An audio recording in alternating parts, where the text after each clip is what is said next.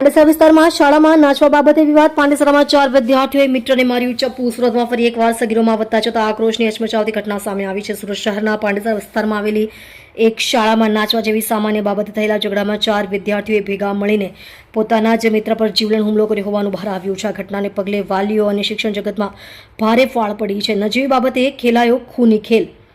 ઘટનાની માહિતી મળતા અનુસાર પાંડેસરાની એક શાળામાં વિદ્યાર્થીઓ વચ્ચે નાચવા બાબતે સામાન્ય બોલાચાલી થઈ હતી. જોકે આ વિવાદ એટલો વકર્યો કે 4 વિદ્યાર્થીઓએ ઉશ્કેરાઈ જઈને તેમના સાથી મિત્ર પર ચપ્પુ વડે હુમલો કરી દીધો હતો. હુમલામાં વિદ્યાર્થીને શરીરના ભાગે ગંભીર ઈજાઓ પહોંચતા તેને તાત્કાલિક સારવાર અર્થે નજીકની હોસ્પિટલમાં ખસેડવામાં આવ્યો છે. મિત્રો જ બન્યા દુશ્મન. આશ્ચર્યની બાબત એ છે કે હુમલો કરનાર અને ભોગ બનનાર તમામ એકબીજાના મિત્રો હતા. સાથે અભ્યાસ કરતા કિશોરોમાં નજીવી વાતમાં ચપ્પુ કાઢવાની આ પ્રવૃત્તિ સમાજ માટે ચિંતાનો વિષય બની છે.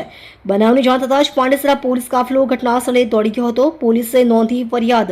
પાંડેસરા પોલીસે આ મામલે ઇજાગ્રસ્ત વિદ્યાર્થીની પૂછપરછ કરી 4 હુમલાખોર વિદ્યાર્થી વિરુદ્ધ ગુનો નોંધી કાયદેસરની કાર્યવાહી હાથ ધરી છે. પોલીસ હવે એ તપાસ કરી રહી છે કે વિદ્યાર્થીઓ પાસે ચપ્પુ ક્યાંથી આવ્યું અને શું અગાઉ પણ તેમની વચ્ચે કોઈ વિવાદ કે કોઈ અદાવત હતી કે કેમ.